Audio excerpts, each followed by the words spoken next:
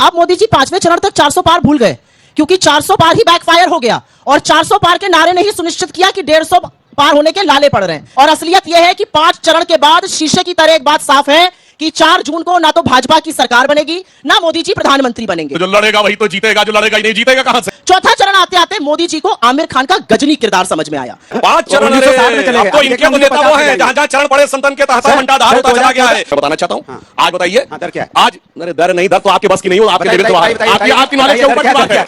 दोस्तों नमस्कार, स्वागत है आप सभी का। आप देख रहे हैं एसके डिबेट। 5 चरणों का मतदान संपन्न हो चुका है। इस चरण में 49 सीटों के लिए वोट डाले गए। 2019 के लोकसभा चुनाव में इन 49 सीटों में से ज्यादातर सीटों पर एनडीए को जीत मिली थी। इस चरण में मतदान पूरा होने के बाद 543 में से 428 सीटों पर चुनाव पूरा हो गया है, यानी लगभग 80% सीटों पर चुनाव पूरा हो चुका है। लोकसभा का चुनाव पूरा होने में अब सिर्फ 2 ही चरण बचे हैं। अब माना यही जा रहा है कि मतपेटी में अब सील हो गया है कि 4 जून को सरकार किसकी बनने जा रही है, एनडीए की या फिर इंडिया गठबंधन की। जहां बीजेपी का दावा है कि हमने 5वें चरण के बाद 300 का आंकड़ा पार कर लिया है और अगले 2 चरणों में हम 400 का आंकड़ा भी पार कर लेंगे। तो वहीं दूसरी तरफ कांग्रेस पार्टी का कहना है कि 4 जून को इंडिया गठबंधन की सरकार बनने जा रही है। और कांग्रेस पार्टी का तो यहां तक दावा है कि बीजेपी 150 के नीचे सिमटने वाली है। आज की डिबेट इन तमाम मुद्दों पर होने वाली है। बीजेपी की तरफ से सुधांशु त्रिवेदी जी हैं और सुप्रिया श्रीनेत कांग्रेस पार्टी की तरफ से हैं। दोस्तों वीडियो को शानदार होने वाली है। आपसे अनुरोध है वीडियो को अंत तक जरूर देखें। वीडियो पसंद आए तो लाइक करें, शेयर करें, कमेंट करें और मेरे चैनल को सब्सक्राइब करें। चलो दोस्तों मेन डिबेट स्टार्ट करते हैं। चलिए शुरू करते हैं। प्रधानमंत्री की प्रतिष्ठा एक दूसरे से जुड़ी हुई है। रुपया जैसे जैसे गिरता है, प्रधानमंत्री की प्रतिष्ठा भी गिरती है। 53 रुपए पर मिला था रुपया इनको जब 2014 में आए थे, 84 पर पहुंचा दिया। लगता है उससे भी शतक लगवाएंगे। ये असलियत है। और सारी बात का फलसफा यह है, 10 साल बाद युवा पूछ रहा है 30 लाख सरकारी पद केंद्र सरकार में क्यों खाली हैं? किस बात का वेट कर रहे हैं? क्यों नहीं हमें नौकरी देते हैं? क्यों आप सिर्फ और सिर्फ 1600 करोड़ रुपए अडानी को कमवाते हैं? किसान 27 रुपए रोज के कमा रहा है। नरेंद्र मोदी के लिए राहुल गांधी ने कहा नरेंद्र मोदी अडानी अंबानी का नाम नहीं ले सकते। अगली मीटिंग में मजबूर कर दिया नाम लेने के लिए। और इस देश का प्रधानमंत्री मंच से खड़ा होकर कह रहा है बोरे में भर भर कर, टेम्पो में लाद लाद कर अडानी और अंबानी काला धन बांट रहे हैं। कहां है ईडी, कहां है सीबीआई, कहां है इनकम टैक्स, कहां है उनको सांप सूंघ गया? भैया ये बात बताई जाए। जीएसटी का विरोध लिखित में किसने किया था? गुजरात के तत्कालीन मुख्यमंत्री नरेंद्र मोदी ने। अब कौन कहता है मैं जीएसटी लाया? नरेंद्र मोदी।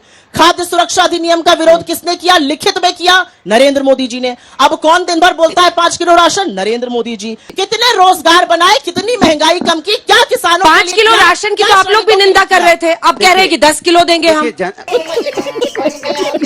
वो कह रहे कोई कंफ्यूजन नहीं है, 400 पार है। कंफ्यूजन तो उस तरफ है, अलग अलग नंबर्स बता रहे हैं आपके सारे नेता, अपना नहीं बता रहे कांग्रेस कितना लाएगी। जब चुनाव का पहला चरण हुआ था तो मोदी जी चुनावी रैली में जाके कहते थे 400 और फिर पार का नारा लगवाते थे। अब मोदी जी 5वें चरण तक 400 पार भूल गए, क्योंकि 400 पार ही बैकफायर हो गया और 400 पार के नारे ने ही सुनिश्चित किया कि 150 पार होने के लाले पड़ रहे हैं। जो भी अंतर द्वंद है, 180 से 200 पार आप हो नहीं पा रहे। और असलियत यह है कि 5 चरण के बाद शीशे की तरह एक बात साफ है कि 4 जून को ना तो भाजपा की सरकार बनेगी, ना मोदी जी प्रधानमंत्री बनेंगे। रुको जरा, सब्र करो। तीसरी बार आप जंग में उतर रहे हैं और आप दावा कर रहे हैं कि अभी 310 पार कर लिया है।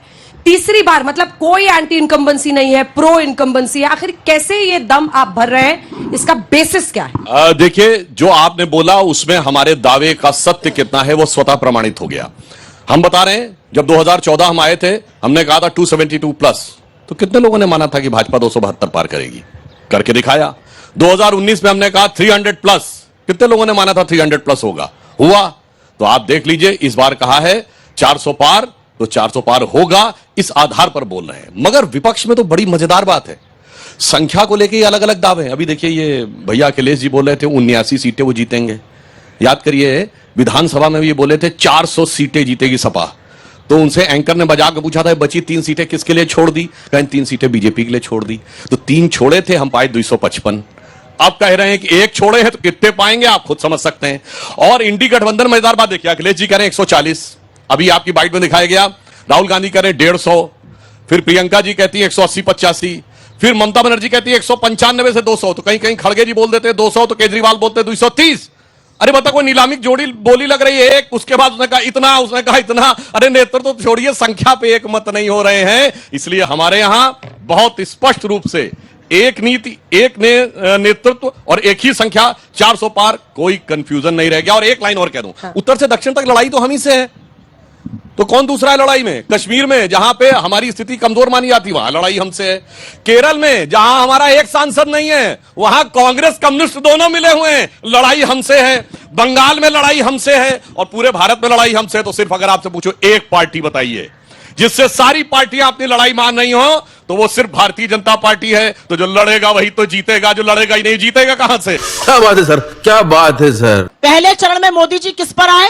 मीट, मुर्गा, मछली, मटन, मुस्लिम लीग। दूसरा चरण आते आते बेहताओं के मंगलसूत्र और आपकी भैंस पर आ गए। तीसरे चरण में अपनी आंखों की पुतली, अपने जिगर कलेजे के टुकड़े अंबानी अडानी को ही बोल डाला, बोरे में भर भर कर, टेम्पो में लाद लाद कर काला धन बांट रहे हैं। लेकिन ईडी, सीबीआई, इनकम टैक्स सुनी नहीं रही है प्रधानमंत्री की। चौथा चरण आते आते मोदी जी को आमिर खान का गजनी किरदार समझ में आया। आप जैसी प्रबुद्ध पत्रकार ने उनसे एक इंटरव्यू किया, आपकी एक समकक्ष पत्रकार हैं, उनसे पूछा हिंदू मुसलमान, उन्होंने कहा मैं हिंदू मुसलमान करूं तो मैं सार्वजनिक जीवन में रहने योग्य नहीं हूं। जिस व्यक्ति का वजूद ही वो करके है, जो 4 घंटे बाद फिर हिंदू मुसलमान करने लगा, तो गजनी के कैरेक्टर में आ गए। आपकी औकात बता रहा हूँ सर, बुरा नहीं मानना सर। देखिए, मैं कहना चाहता हूं, इन्होंने कहा कि वो गजनी का किरदार, तो भैया आप तो ऐसे ऐसे वीडियो आ रहे हैं राहुल गांधी जी के, गजनी नहीं गजनवी किरदार याद आ रहा है। पहले क्या था, आप क्या बोल गए? और तो और छोड़िए, कहा नहीं लिखा हुआ भूल जाते हैं। अपनी सरकार के समय की पार्लियामेंट्री कमेटीज का लिखा हुआ भूल गए, नेहरू का लिखा भूल गए, इंदिरा का लिखा भूल गए, राजीव जी का लिखा भूल गए, और अब आके कहने लगते हैं कि नहीं साहब मैं कह रहा हूं, तो मैं कह रहा हूं भाई छोड़ दो, पार्टी छोड़ दो, देश छोड़ दो, अपने खानदान का तो याद रखो, जो उन्होंने कहा था उसकी बात करें। इसलिए जिसको, मगर देश की जनता को सब कुछ याद है कि किसने कब बोला था, क्या बोला था, किस मकसद से बोला। भारतीय संस्कृति, हिंदू धर्म और सनातन धर्म के ऊपर इनके दिल में दर्द की बात है। तो मैं पूछना चाहता हूं, इरेडिकेशन ऑफ सनातन धर्म के लिए माफी मांगी, जिसमें कहा गया हिंदू धर्म का समूल नाश। मैं पूछना चाहता हूं कि आपने कहा कि राम थे नहीं, उसके लिए माफी मांगी? आपने राम मंदिर का लौटा दिया इनविटेशन, उसके लिए माफी मांगी? अरे भाई, कोई किसी को आमंत्रित करता है, जाइए ना जाइए, आपके घर में कोई शादी को लिख के भेजता मैं नहीं आऊंगा, ये तो सिर्फ अपमानित करने के लिए होता है ना। और तो और ये बाकी बात कहते हैं, इनकी 3 पीढ़ियां जाके बाबर की कब्र के ऊपर सिजदा करके आई हैं। 59 में जवाहरलाल नेहरू, 68 में इंदिरा गांधी और 2005 में मनमोहन सिंह जी के साथ राहुल गांधी, और किस ढंग से करके आई हैं सुनिए। उसके लिए इन्होंने माफी मांगी कभी? मुझे राइट टू अभी के 5, हाँ मैं दूंगी। हाँ। 5 चरण पे आइए ना। 5 चरण, 1960 में चले गए। अब तो इनके तो नेता वो हैं जहां जहां चरण पड़े संतन के तहता मंटा धार होता चला गया है। मैं आ रही हूं। कांग्रेस की कितनी आएंगी? 2014 में नारा था, मंच से बोलते थे मान्यवर, ये देश नहीं बिकने दूंगा। 2024 में बोलते हैं ये भैंस नहीं बिकने दूंगा। सीट कितनी आ रही है? 2024 में नारा है ये सीट पूछ भैंस रहे हैं। नहीं बिकने दूंगा। आ रही हूँ, सीट पर आ रही हूँ। जलेबी बड़ी सुनी, हमें भी जलेबी पसंद नहीं, मरती अच्छी लगती है।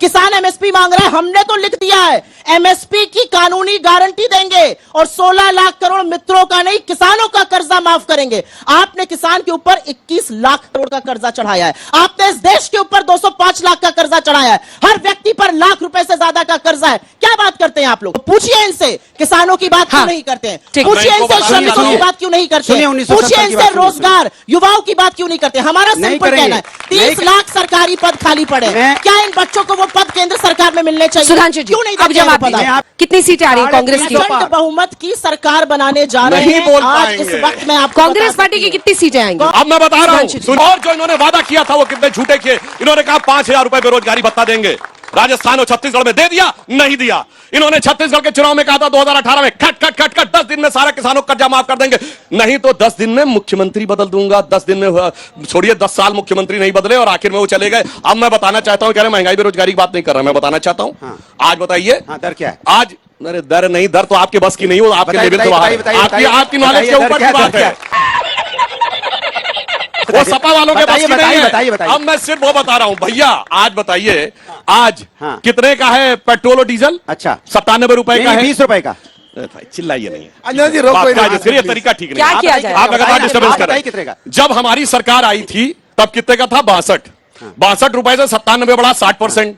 ठीक है, अब ये बताइए जब इनकी सरकार थी तब कितने का था? अंजना जी, जनता जब इनकी सरकार थी 32 रुपए का था। जवाब दे दूं? 220% बढ़ा। जवाब दे दूं? डीजल कितना था? 2004 में अटल जी ने छोड़ा था 22 रुपए। जब हमारी सरकार आई 52 रुपए। कितना बढ़ा? मैं जवाब दे दूं? 220%। जवाब आज दे दूं? 87 रुपए, 60%। मोदी जी के टाइम में 60% महंगाई बढ़ी, इनके जमाने में 220% बढ़ी। मजा आया। देखा दोस्तों, आपने सुधांशु त्रिवेदी जी और सुप्रिया सिन्हा दोनों को सुना। आप किसकी बात से सहमत हैं? दोस्तों, वीडियो को लास्ट तक देखने के लिए दिल से धन्यवाद। और वीडियो के बारे में आपकी क्या राय है कमेंट सेक्शन में कमेंट करके बताएं। और अगर वीडियो पसंद आई हो तो लाइक करें, शेयर करें, कमेंट करें और मेरे चैनल को सब्सक्राइब करें। चलो दोस्तों, मिलते हैं अगली वीडियो में। जय हिंद, वंदे मातरम, जय श्री राम।